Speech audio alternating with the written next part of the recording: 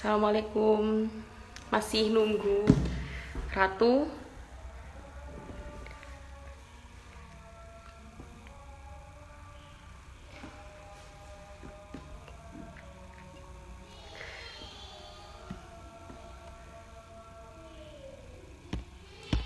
Halo, masih full.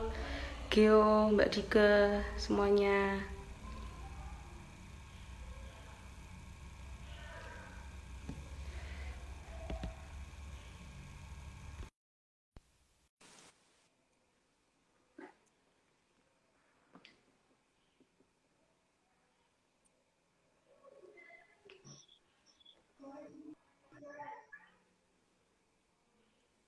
Halo Ratu.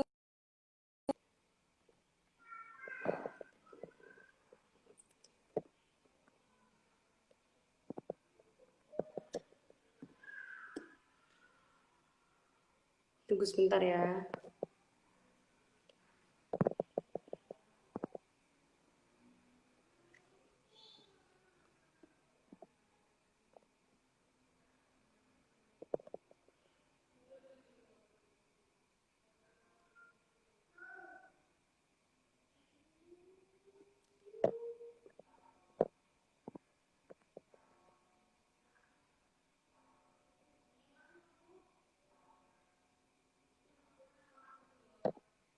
Tunggu sebentar.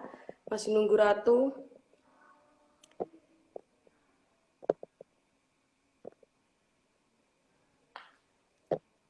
Gelap.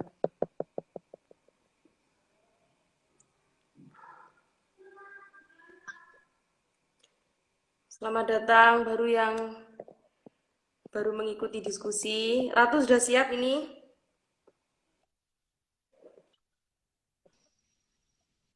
Halo, sudah siap ya Ratu? Siap, Ya, siap, baik. siap, siap. Langsung saja. Assalamualaikum warahmatullahi wabarakatuh. Hari Waalaikumsalam warahmatullahi wabarakatuh. Hari ini saya seperti diskusi kemarin, saya Holi Muridi Zamzam. Hari ini dengan saudari saya Ratu Julijah. Hari kemarin hari Rabu kita itu mengisi materi tentang aspek hukum bagi pihak ketiga yang menjalin hubungan dengan laki-laki yang sudah memiliki suatu ikatan perkawinan. Nah, pada malam hari ini saya sama Ratu akan membawakan suatu diskusi santai mengenai aspek hukum pinjaman uang secara online. Nah, untuk yang pertama, saya mulai dulu ya Mbak Ratu ya. Di sini perlu kita ketahui bahwa pinjaman uang secara online itu telah diatur dalam 3 dasar hukum. Yakni yang pertama, berdasarkan peraturan OJK nomor 77 garing POJK 01 tahun 2016 tentang layanan pinjam meminjam uang berbasis teknologi informasi.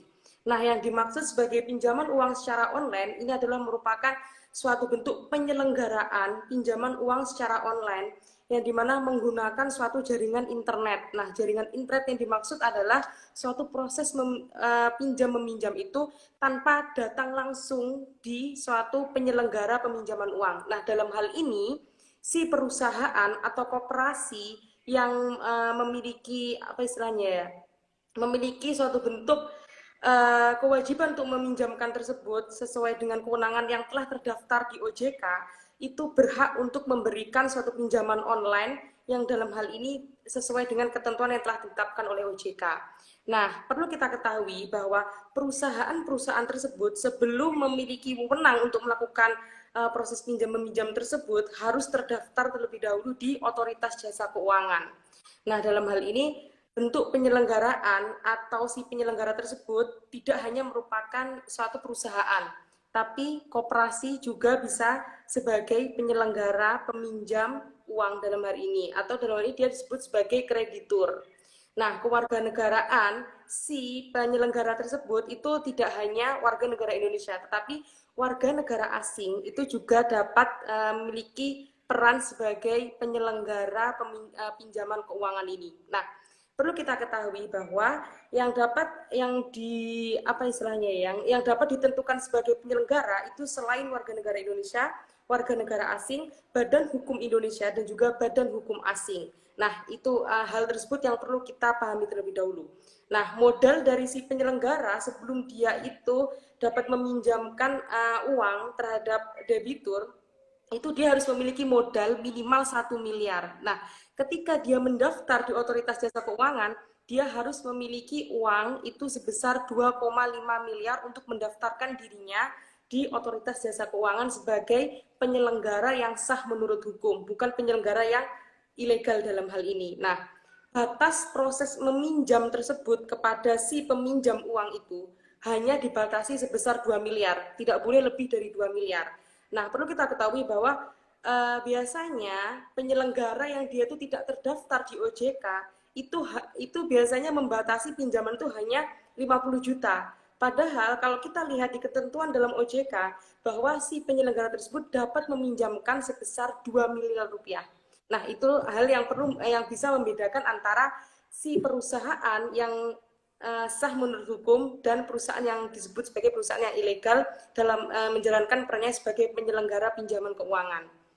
Nah, pelunasan pinjaman itu sendiri itu perlu kita ketahui bahwa sebelum proses meminjam, jadi si penyelenggara tersebut harus membuat suatu bentuk akun kepada si peminjam. Jadi nanti sifat dari akunnya itu adalah virtual akun. Jadi si peminjam ini harus membuat terlebih dahulu virtual akun. Nah, virtual akun yang dimaksud adalah suatu bentuk pemberian identitas berupa misal KTP, kemudian kartu nomor rekening, dan juga alamat identitas, kemudian seluruh kontak dari si peminjam ini sejatinya tercantum dalam virtual akun. Nah, jadi ketika si peminjam ini melakukan proses pinjam meminjam dengan penyelenggara, maka secara otomatis si penyelenggara ini telah memiliki seluruh data dari peminjam itu. Jadi dia memiliki seluruh data yang tercantum dalam virtual akun itu sendiri.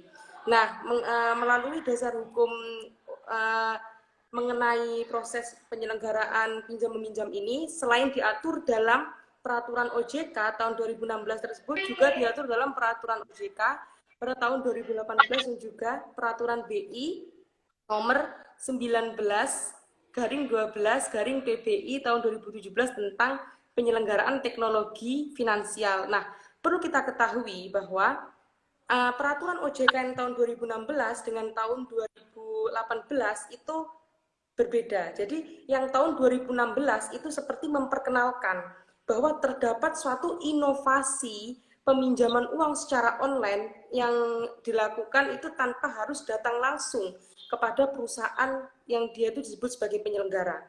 Nah, tapi peraturan OJK yang tahun 2018 mengenai pinjam meminjam online, pinjam meminjam uang secara online ini itu mengatur mengenai startup teknologi. Nah, maksud dari startup teknologi ini seperti ini. Jadi, aturan ini muncul karena banyaknya perusahaan yang dia itu melakukan proses pinjam meminjam itu dilakukan secara ilegal. Padahal sudah dinyatakan bahwa seluruh perusahaan tersebut harus tercantum dalam OJK atau harus terdaftar dalam OJK.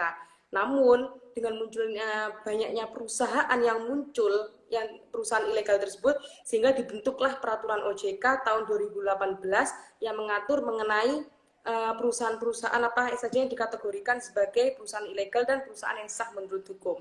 Nah, seperti itulah gambaran umumnya.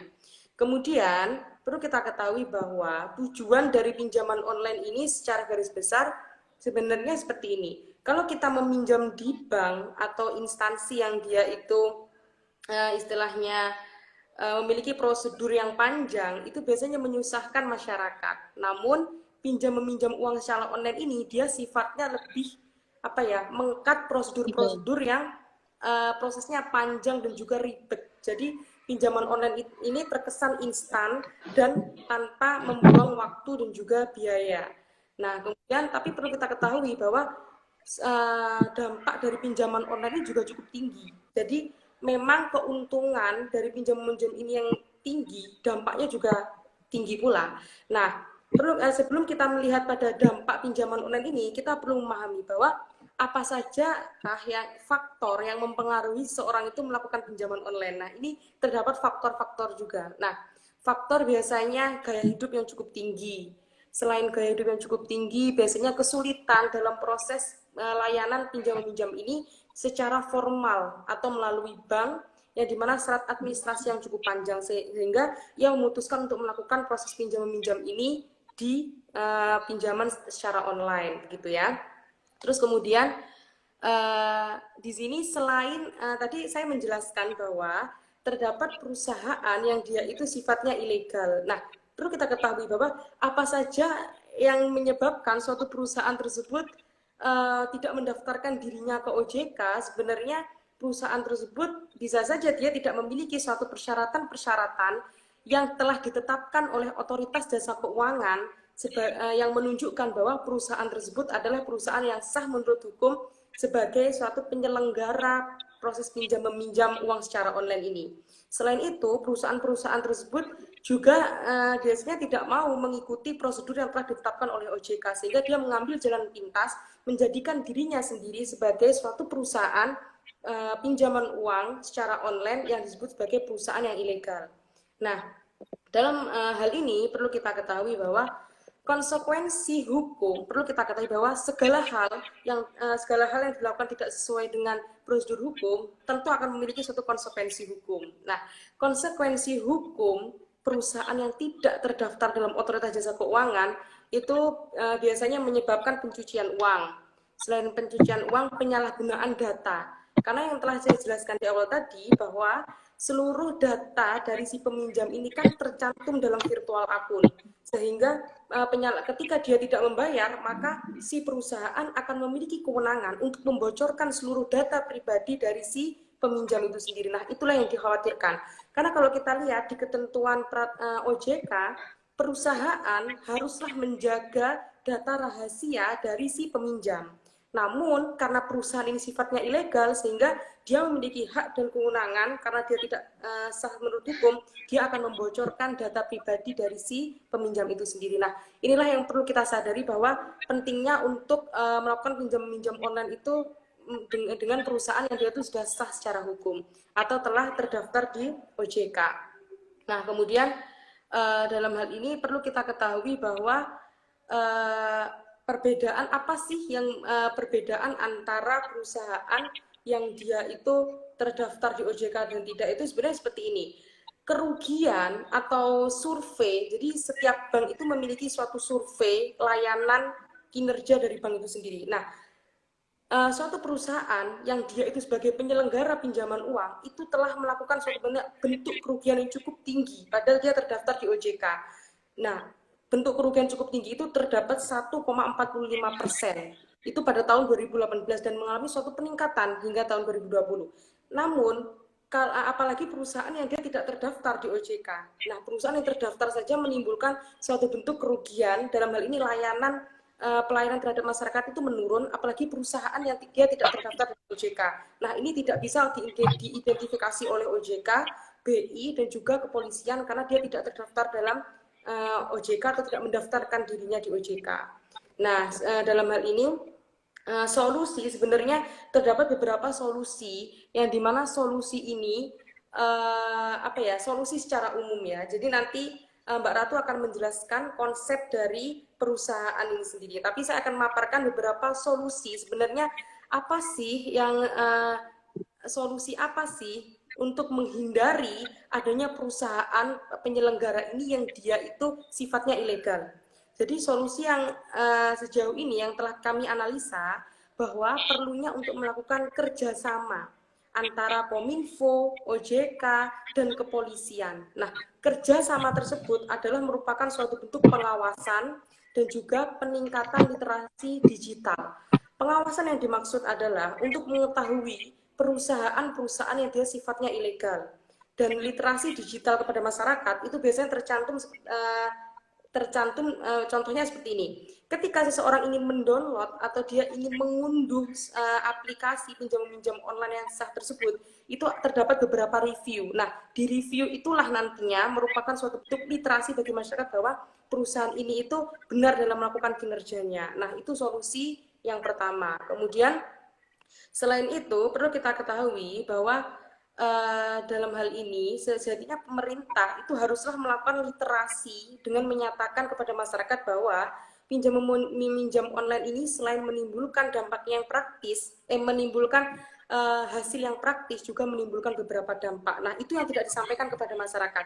Masyarakat hanya menilai bahwa itu praktis dan cepat untuk memperoleh uang secara online, namun tidak dipaparkan mengenai apa saja dampak dari pinjaman online ini. Entah datanya itu tersebar atau bisa saja dia memalukan diri sendiri karena proses penagihan itu yang semena-mena. Nah, kemudian perlunya regulasi yang mengatur mengenai perusahaan-perusahaan itu yang dia ilegal. Jadi sejauh ini perlu kita ketahui bahwa si peminjam ini dia itu selain misalnya dia tercederai haknya di sana. Nah, ketika tercederai, sejauh ini kepolisian, Kominfo dan juga OJK itu hanya melakukan sanksi administratif. Sanksi administratif dalam hukum administrasi negara itu terdapat 4 hal. Yang pertama adalah adanya suatu bentuk peringatan secara tertulis, dan yang kedua itu biasanya adanya denda. Nah, kemudian yang ketiga itu seperti penundaan atau seperti pembekuan izin usaha, dan yang keempat adalah penghentian izin usaha. Nah, sejauh ini hanya sanksi administratif saja yang dikeluarkan kepada perusahaan yang sifatnya ilegal. Namun mengenai perlindungan konsumen itu sampai sekarang ini masih belum tercantum secara sah menurut hukum. Jadi perlu regulasi itu yang dimana untuk melindungi hak-hak dari konsumen. Nah, itu yang belum tercantum dalam peraturan OJK maupun peraturan BI mengenai pengawasan dan juga perizinan perusahaan-perusahaan pinjaman online. Seperti itu. Nah, selanjutnya akan dilanjutkan oleh saudari saya, Ratu Julija. Silakan. Baik, terima kasih ya Mbak Hol ya. Senang sekali hari ini bisa live lagi ya, tentunya dengan hal yang mungkin saja sering terjadi di sekitar kita. Teman-teman, mohon maaf ya, mungkin suara saya nggak bisa maksimal karena saya juga agak sedikit flu hari ini, tapi insya Allah doakan semoga baik-baik saja, bukan tanda-tanda COVID atau lainnya, karena saya udah 3 kali rapid test. Sebelumnya, tadi karena udah dijelaskan sama Mbak Holi bahwa berkaitan dengan aspek yang secara mendasar ataupun bagaimana sih pendirian perusahaan ataupun badan hukum yang memang bergerak di bidang pinjol ataupun pinjaman online. Nah, di sini mungkin Ratu akan menjelaskan hal yang juga secara mendasar berkaitan dengan bagaimana sih sifat perjanjian yang dibuat secara online. Sah nggak sih perjanjian itu yang dibuat secara online yang mungkin setelah kita breakdown semua pertanyaan dan kita buat pertanyaan, setelah kita lihat isu-isu yang mungkin terjadi di masyarakat, mungkin nggak sih ini sering terjadi atau mungkin nggak sih kita tuh meragukan perjanjian yang dibuat secara online atau sebagiannya. Nah, saya juga akan membicarakan sebagian, sebenarnya ini tips sih sebagiannya itu yang berkaitan dengan bagaimana sih upaya hukum yang dapat dilakukan oleh debitur ketika ada perbuatan-perbuatan kreditur yang mungkin saja merugikan debitur atau saja menimbulkan rasa malu bagi debitur. Nah, serta bagaimana nih langkah-langkah yang dapat dilakukan oleh kreditur apabila apabila debiturnya tidak melaksanakan prestasi. Nah, di sini teman-teman kalau misalnya kita bahas dulu poin pertama ya. Kalau teman-teman nak hukum, mungkin teman-teman akan familiar berkaitan dengan perjanjian sebagai bagian dari perikatan dan perikatan yang muncul dari undang-undang. Nah, teman-teman harus tahu bahwa ketika kita berbicara mengenai perjanjian, maka itu tidak akan terlepas dari pembahasan pasal 1320 KUH Perdata. Dan mungkin teman-teman juga sudah paham apa itu ketentuan pasal 1320, dan saya akan menjelaskan sedikit karena memang yang ditujukan adalah untuk memberikan edukasi. Jadi pasal 1320 itu mengatur berkaitan dengan syarat sahnya suatu perjanjian. Jadi ada syarat subjektif dan juga ada syarat objektif dari suatu perjanjian itu dapat dianggap sah. Jadi yang pertama itu kita dapat mengetahui bahwa harus adanya kata sepakat. Jadi ini merupakan syarat subjektif dari setiap orang yang melakukan perbuatan perjanjian, yakni harus ada kata sepakat. Nah, dan yang kedua itu harus dilakukan oleh orang yang cakap hukum. Dalam artian orang yang sudah berusia 18 tahun, orang yang sudah matang emosinya, sudah mengetahui apa yang akan terjadi, dan juga bukan orang dalam pengampuan. Jika dalam pengampuan maka akan dilakukan oleh walinya ataupun orang tuanya ataupun wali pengawas yang telah ditunjuk untuk dirinya. Nah, yang ketiga itu adanya suatu hal yang diperjanjikan. Jadi ada objek yang diperjanjikan dalam suatu perjanjian yang dilakukan. Dan yang keempat itu haruslah sebab musabab yang halal. Jadi tidak boleh hal-hal yang mungkin saja diperjanjikan adalah hal-hal yang bertentangan dengan undang-undang, bertentangan dengan moral yang ada dalam masyarakat, itu tidak diperbolehkan. Seperti perjanjian jual beli narkoba dan lain-lain. Maka itu juga memiliki implikasi hukum. Ketika kita melakukan perjanjian, tapi perjanjian itu ternyata tidak memenuhi syarat pertama dan syarat kedua, maka yang terjadi ataupun upaya hukum yang dapat kita lakukan adalah melakukan dibatalkannya perjanjian tersebut. Nah, ya terus yang ketiga, apabila perjanjian itu tidak memiliki objek dan ternyata dia juga tidak memenuhi syarat keempat, yakni seperti contoh perjanjian jual beli narkoba, perjanjian tukar istri atau dan lain-lain, mungkin saja yang mencederai moral masyarakat, maka dia itu batal demi hukum, maka perjanjiannya dianggap tidak pernah ada. Jadi dari sejak awal dia membuat perjanjian, maka perjanjian itu dianggap tidak pernah dibuat. Nah, bagaimana kalau misalnya secara kekhususan perjanjian berkaitan dengan utang piutang? Nah, perjanjian berkaitan dengan utang piutang sebenarnya frasanya di dalam undang-undang itu adalah pinjam meminjam. Nah, ketika kita melihat ketentuan juga, tentu ketika kita membahas secara hal-hal yang mungkin saja terjadi di sekitar kita, hal-hal yang lebih privat itu tidak terlepas dalam dasar hukum KUH Perdata. Jadi dalam ketentuan pasal 1754 itu dijelaskan bahwa proses pinjam meminjam barang habis pakai. Jadi di sana dijelaskan bahwa jika dilakukan proses pinjam meminjam, maka kreditur memberikan barang kepada debitur yang dimana barang itu akan habis dalam proses pemakaian, namun harus ada jaminan dari debitur untuk mengembalikan barang dengan rupa yang sama ataupun dengan nilai yang sama yang telah disepakati. Nah, di sini dalam proses peminjaman online, gimana, sah nggak sih perjanjian kita buat online, orang kita nggak tatap muka, orang saya nggak melakukan tanda tangan, itu bagaimana tuh perjanjiannya? Itu sangat sering banget terjadi, bahkan lewat WhatsApp pun kita dapat melakukan pinjam uang itu secara online sama teman-temannya kita. Mungkin sering banget nih terjadi, contoh, bahwa tolong kirimkan saya yang 100.000, tiba-tiba ditransfer, tanpa tanda tangan, tanpa ini, tanpa itu, tiba-tiba saya nggak bayar. Itu gimana itu aspek hukumnya? Mungkin itu yang akan sedikit Ratu bahas, jadi begini. Mungkin ini kita berbicara masalah pinjaman online aja dulu ya, yang pinjam yang memerlukan perusahaan, harus ada pihak pertama, harus dipisahkan pihak pertama, harus dipisahkan pihak kedua, harus ada penjelasan berkaitan kedudukan mereka, hak dan kewajiban dan lain-lain. Itu mungkin ketika kita melihat berkaitan dengan itu, kita dapat melihat Undang-Undang ITE. Sebenarnya sudah ada payung hukum yang menjelaskan berkaitan dengan setiap transaksi elektronik yang dilakukan. Nah, di dalam Undang-Undang ITE itu menjelaskan ada kontrak setidaknya di sana tuh rasanya apa ya tadi? Kontrak, bukan kontrak online, kontrak apa? Pokoknya kontrak yang dilakukan secara online. Nah, dari situ kita dapat melihat bahwa sebenarnya sudah ada payung hukum bagi orang-orang untuk melakukan kontrak yang dilakukan secara online. Jadi di sana dijelaskan bahwa kontrak yang dilakukan secara online adalah kontrak yang dilakukan dengan menggunakan media elektronik. Nah, kontrak elektronik ya kalau nggak salah tadi frasanya di dalam undang-undang. Nah, bagaimana kalau misalnya kontrak elektronik ini setelah diakui oleh OJK, apakah dia ini juga sah nggak sih setelah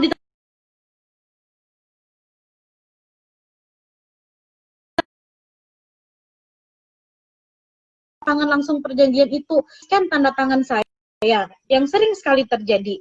Jadi sebenarnya ketika kita bahas, sebenarnya banyak sih, orang itu bisa saja memalsukan tanda tangan kita, dan juga orang itu juga bisa menggunakan tanda tangan yang dari tadi kita scan, tapi bisa sebenarnya ini adalah hal yang sangat rawan ketika kita menggunakan tanda tangan secara elektronik. Sebenarnya tanda tangan secara elektronik ketika kita melihat dalam peraturan yang dijelaskan oleh Mbak Holly tadi, peraturan nomor 77, peraturan OJK nomor 77 tahun 2016, itu memberikan keabsahan terhadap tanda tangan yang dilakukan secara elektronik. Jadi kita mengirimkan tanda tangan ataupun memang aplikasinya menyediakan ruang bagi kita untuk melakukan tanda tangan secara online di sana melalui media yang telah mereka sediakan, atau mungkin kita yang mengirimkan gambar tanda tangan kita. Sebenarnya di sini ada pihak kerawanan, apalagi jika kita melakukan perjanjian yang itu perjanjian yang dilakukan oleh perusahaan pinjaman online yang ilegal. Gimana itu sering terjadi pelanggaran? Contoh, tanda tangan kita itu tidak hanya digunakan untuk satu saja perjanjian. Misal, kita menggunakan perjanjian di awal yang meminjam uang 5 juta. Ternyata muncul lagi perjanjian yang kedua yang tidak kita ketahui namun sudah dibubuhi tanda tangan kita karena tanda tangan disimpan secara online. Nah, itu juga menjadi masalah. Nah, dari itu, tadi keabsahan tanda tangan sudah. Nah, dari itu juga si pelaku penyelenggara, penyedia ataupun pihak pertama itu dapat diberikan sanksi tadi melalui Sanksi, mekanisme tadi fungsi administratif ya yang diberikan, tapi harus melalui laporan yang kita ajukan kepada OJK. Nah, ya. itu kalau misalnya aspek hukum berkaitan dengan sah atau tidaknya perjanjian apabila dilakukan secara online. Nah, selanjutnya ini mungkin ketika ini banyak sekali terjadi. Saya beberapa kali pernah sebentar ya teman-teman. Saya beberapa kali pernah mendengar cerita teman-teman di fakultas dulu masih kuliah bahwa kalau semisalnya cara penagihan pinjaman online itu bahkan dilakukan dengan cara mengupload foto debitur ke media sosial dan diberi caption bahwa orang ini telah melakukan penipuan, orang ini telah melakukan pinjaman tapi tidak dibayar, lalu kemudian menyebarkan berita melalui emergency kontak, ataupun dia bisa saja memeriksa kontak-kontak ataupun melalui media sosial kita. Kan di sana kan ketika kita mengisi form peminjaman uang itu pasti disuruh untuk menyertakan media sosialnya apa aja, apa nama media sosialnya, misalnya Instagramnya apa, Twitternya apa, Facebooknya apa. Jadi mereka di sana, mereka membreakdown siapa saja sih teman-teman terdekatnya kita, dan siapa saja sih yang mungkin saja mereka share berita-berita bahwa kita telah melakukan peminjaman uang, kita telah melakukan prestasi yang kemudian tidak dapat kita bayarkan. Nah, itu juga mungkin hal yang sering terjadi. Nah, apabila ini mungkin menurut saya, setelah beberapa kali saya menulis legal opini tentang pencemaran nama baik, maka apabila dilakukan melalui media sosial, sebenarnya perbuatan yang dilakukan oleh peminjam pihak pertama itu dapat dikategorikan sebagai perbuatan pencemaran nama baik. Nah, kenapa dia dapat dikategorikan sebagai perbuatan pencemaran nama baik? Karena pada dasarnya niat dia adalah membuat jera dengan cara mempermalukan di hadapan orang banyak ataupun halayak ramai. Jadi dia itu dapat dituntut secara langsung dengan menggunakan ketentuan pasal 27 ayat 3 Undang-Undang ITE. Jadi setiap orang yang mentransmisikan atau membagikan atau membuat dapat diaksesnya muatan dokumen elektronik yang menyebabkan rasa malu dan pencemaran atau yang bermula dari ketentuan pasal 310 KUHP, maka dia itu dapat dituntut secara pidana. Namun dalam ketentuan pasal itu tidak mengatur secara bersamaan pengaturan sanksi pidana dalam satu pasal. Jadi dia dijelaskan lagi dalam ketentuan pasal 45 ayat 3 kalau nggak salah, dapat diberikan sanksi pidana 4 tahun penjara dan juga denda sebanyak 735 juta rupiah. Nah, beda lagi kalau misalnya ketika ketika pihak pertama ketika kreditur itu mengumumkan melalui tempelan, tulisan, ataupun yang memang itu melalui pencemaran nama baik di hadapan orang, walaupun kita nggak lihat langsung, tiba-tiba kita lihat atau dikabari oleh teman, itu dapat dituntut dengan menggunakan pasal 310 ataupun turunannya, bahwa dia telah melakukan pasal pencemaran nama baik di hadapan orang lain karena memang niatnya memberikan efek jera agar orang ini mau bayar, namun di sisi lain membuat orang itu malu. Jadi ada kejahatan terhadap kehormatan yang dilakukan oleh si kreditur tadi. Nah, sebenarnya banyak sekali hal yang mungkin terjadi. Salah satunya itu contoh nih, kreditur itu menggunakan jasa debt collector untuk nagih hutang. Lanjut Mbak Ratu. Nanti Iya. tanya.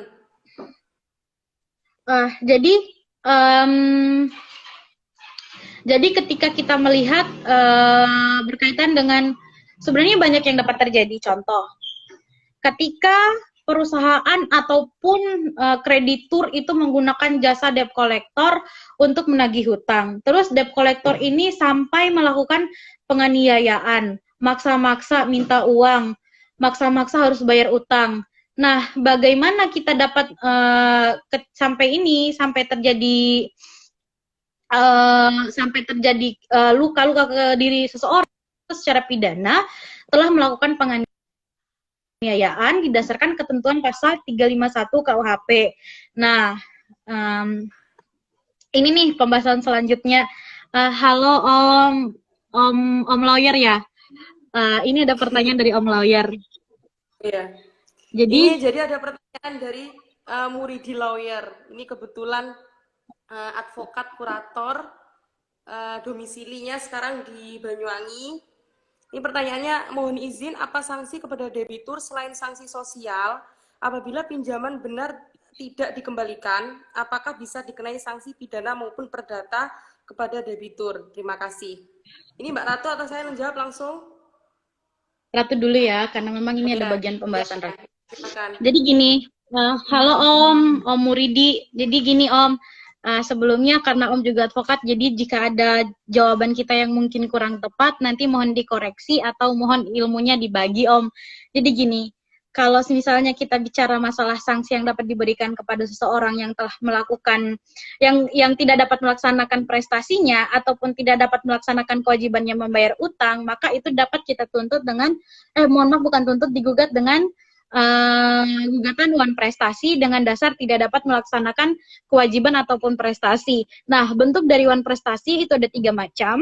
Jadi tidak dapat melaksanakan prestasi secara keseluruhan, melaksanakan prestasi tidak semestinya atau tidak sebagaimana yang diperjanjikan, dan melaksanakan prestasi dalam jangka waktu yang lama. Nah, dia dapat digugat dengan dasar wan prestasi Om. Jadi ini pendapat saya juga agak beraliran ke hak asasi manusia. Kalau untuk pidananya, saya pernah membaca salah satu pasal, saya lupa pasal berapa di dalam Undang-Undang tentang HAM, bahwa seseorang itu tidak dapat dituntut secara pidana ketika dia tidak mampu membayar utang ataupun ketidakmampuannya menyelesaikan hutangnya. Segitu mungkin dari Mbak Holly ada jawaban.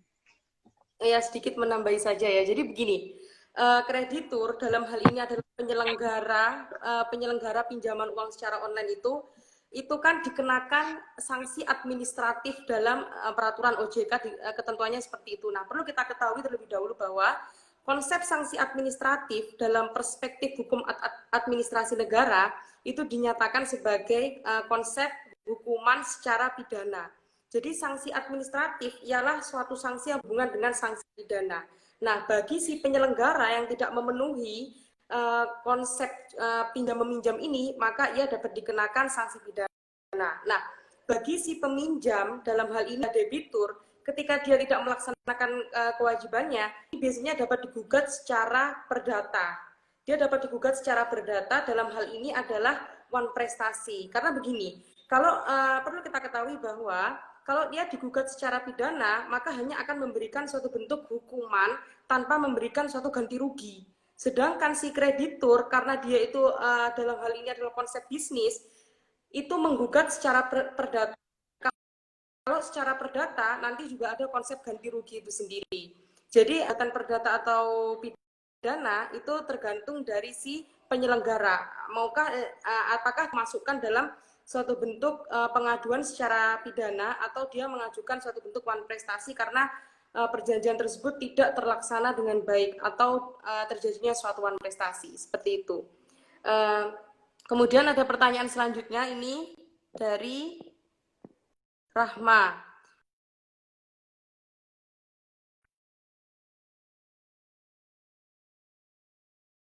Dari SP1 sampai SP3, tapi diabaikan oleh debitur. Apakah tidak apa-apa kreditur mengumumkan debitur di khalayak bukan wan prestasi? Nah, sebenarnya seperti ini. Konsep dalam peraturan OJK itu tidak membayar, mohon maaf apabila dia tidak sesuai dengan perjanjian dengan kreditur. Dalam hal ini sebenarnya debitur tidak berhak untuk mengupload atau dia itu memberikan suatu sanksi sosial, itu sebenarnya tidak tepat. Dalam peraturan OJK, si debitur harus menjaga data kerahasiaan dari si debitur harus si kreditur harus menjaga data kerahasiaan dari debitur. Namun dalam hal ini yang terjadi di masyarakat bahwa masyarakat itu melakukan pinjaman uang secara online itu dengan perusahaan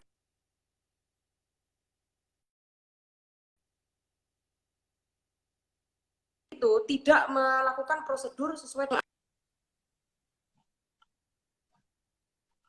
data pribadi dari si peminjam uang. Aslinya itu tidak diperbolehkan dalam peraturan OJK.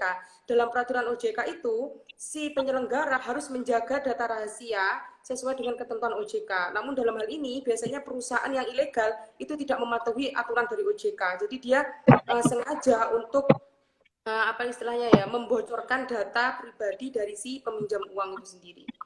Sesuai ketentuan OJK sejatinya tidak boleh, tapi perusahaan ilegal biasanya karena dia tidak terikat dengan peraturan OJK, dia memaparkan data pribadi itu. Ini Mbak Ratu ada tambahan dari Mas Ardianantian. Izin tambahan, biasanya permasalahan yang timbul akibat bunga yang tidak berpedoman pada peraturan Bank Indonesia sehingga mempengaruhi sah atau tidaknya perjanjian. Oh, ini tambahan ya. Makasih ya Mas tambahannya. Mas. Jadi begini, di peraturan OJK itu si penyelenggara itu telah ditentukan seberapakah bunga yang diberikan kepada si peminjam uang. Jadi bunga itu tidak bisa naik atau tidak bisa turun. Jadi itu sudah ada ketentuan di peraturan OJK. Kalau misalnya bunga itu naik, maka secara tidak langsung perusahaan tersebut telah bertentangan dengan peraturan OJK. Terima kasih. Mbak, ada pertanyaan nih. Ada pertanyaan, Mbak Holly lipstiknya pakai apa Mbak? Soalnya flawless banget.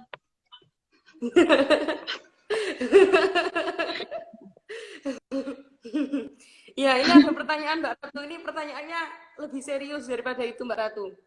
Ini nih mau tanya lagi. Pada saat transaksi pinjam meminjam, debitur tidak diwajibkan untuk memberikan jaminan. Dalam hal ini, apakah dalam prestasi ini pihak kreditur pernah mengajukan gugatan kepada debitur? Silahkan Mbak Ratu atau saya dulu yang jawab.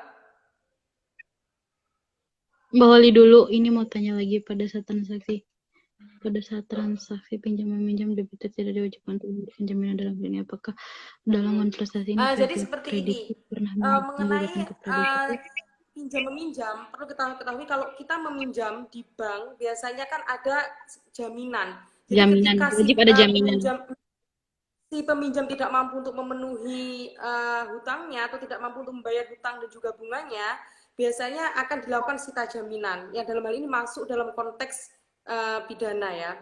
Namun kalau si debitur ini atau kalau si peminjam ini tidak memiliki apa istilahnya ya, jaminan, biasanya dapat diajukan nanti ganti rugi.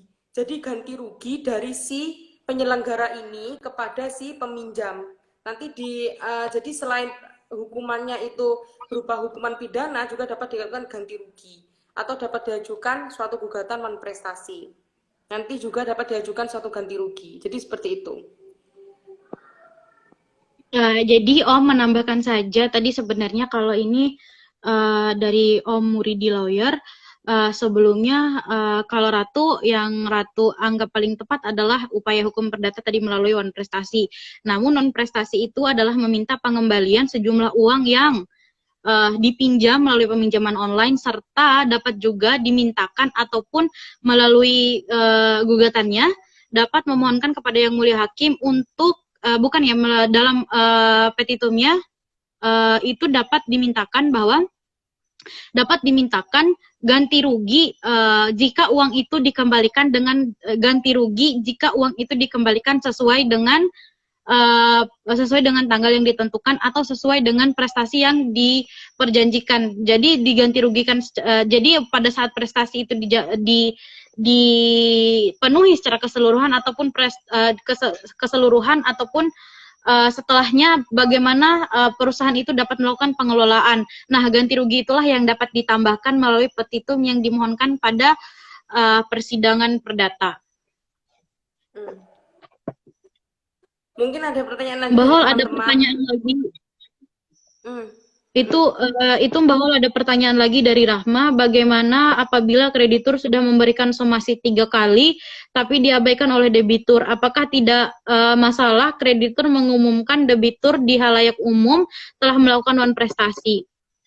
Tadi sudah saya jelaskan Mbak Ratu. Jadi sebenarnya tidak diperbolehkan untuk memaparkan data pribadi atau memberikan sanksi sosial kepada si peminjam uang. Karena kalau dalam peraturan OJK itu si penyelenggara itu harus menjaga data rahasia. Jadi tidak diperbolehkan untuk mengupload apapun yang berhubungan dengan si peminjam uang. Namun karena biasanya si peminjam itu melakukan pinjaman itu secara uang secara online kepada perusahaan yang sifatnya ilegal, biasanya perusahaan yang sifatnya ilegal itu dia tidak memiliki kewajiban untuk menjaga data rahasia. Nah, itu berbeda dengan perusahaan yang telah sah secara hukum atau telah terdaftar dalam OJK, seperti itu. Bahwa ada yang nanya nih, bagaimana ketika meminjam hati? Apa sanksi pidananya, perdata atau sanksi hati? Ada Mas sanksi hati dari Mbak Holi. Kalau Mas Safir. kalau itu ya nanti ini perbuatan tidak menyenangkan tuh. Kalau sanksi Tapi untung udah dibatalin oleh MK ya. Mungkin ada pertanyaan lagi dari teman-teman. Silahkan. Atau mungkin ada yang pernah ini, pinjam-meminjam online ini, kemudian ada satu bentuk kerugian atau dampaknya. Jadi gini teman-teman, saya setelah membawakan data, jadi telah terdapat itu perusahaan-perusahaan yang tercantum di OJK itu kurang lebih sejumlah, sebentar ya, kurang lebih sejumlah 200, jadi jumlah 200-an. Jadi gini, terdapat pengajuan kredit pinjam meminjam secara online ini sampai sekarang itu terdapat 2 triliun. Jadi proses pinjam meminjam uang secara online ini terus mengalami suatu peningkatan. Jadi sejauh ini sudah masuk 2 triliun seperti itu. Jadi bisa kalian akses. Jadi tips-tipsnya ketika melakukan pinjaman uang secara online ini, kita harus benar-benar paham betul apakah perusahaan atau aplikasi yang mau kita lakukan pinjam-pinjam secara online itu telah tercantum belum dalam OJK. Kalau misalnya belum, jangan melakukan pinjam-meminjam secara online di perusahaan tersebut, karena nanti proses tanggung gugatnya itu akan susah. Proses tanggung gugatnya akan susah.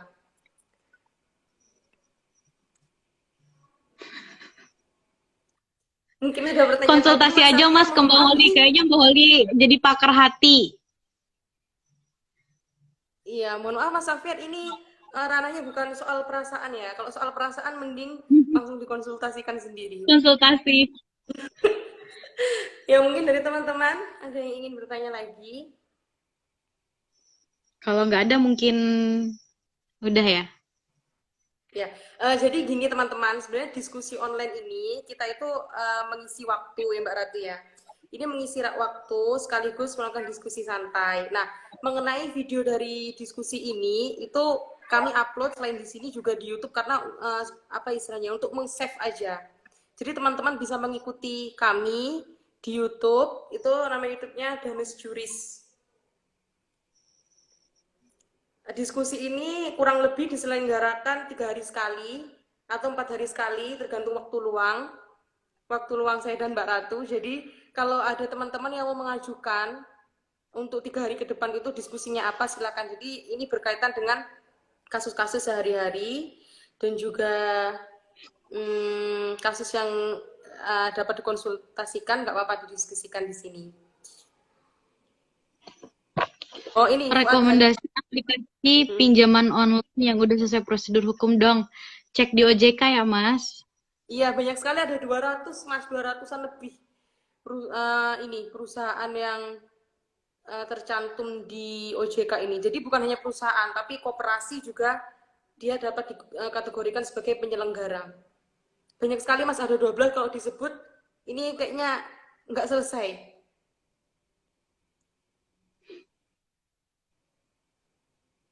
Mungkin ada pertanyaan lagi atau sudah?